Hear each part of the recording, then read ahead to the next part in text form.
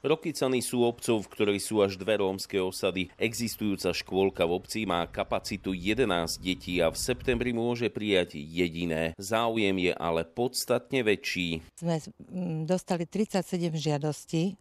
Z toho bolo 11 detí predškolského veku, ktoré by sme mali zaškoliť. Rokycany sa chcú preto uchádzať o európske peniaze na novú škôlku. Určená má byť najmä pre rómske deti, tvoria totiž väčšinu. Obec kúpila aj pozemok, kde by mala stáť. Proti tomu sa podpísalo zhruba 100 miestnych. Ich petíciu však zastupiteľstvo odmietlo. Dôvod petície bol ten, že bude to narúšať súkromie tých najbližších susedov a podpísaní boli na petícii aj ľudia, ktorí bývali na opačnom konci obce. Ľuďom vadí, že nie je kde umiestniť tie deti a pritom protestujú proti výstavbe škôlky. Ja tu vnímam zo svojho pohľadu, že je to petícia namierená kvôli tomu, aby kvôli rómskym deťom. Členovia petičného výboru odchádzali sklamaní.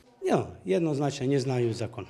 Proti škôlke, aby sa stavala, ale aby sa nestával na tej parcele. Poslanec, ktorý zastupuje práve rómskych obyvateľov, je ale presvedčený, že petícia bola namierená proti nim. Rozhodnutie zastupiteľstva ho preto potešilo. Boli ste na tej schôdzi, vidíte sami, že ako útočia na Rómov. Podľa vláda Rafaela Zeduroma prípad ukazuje, že štát nemá dosah na rozhodnutie, či deti budú mať škôlku alebo nie. Všetko to stojí na vôli starostov.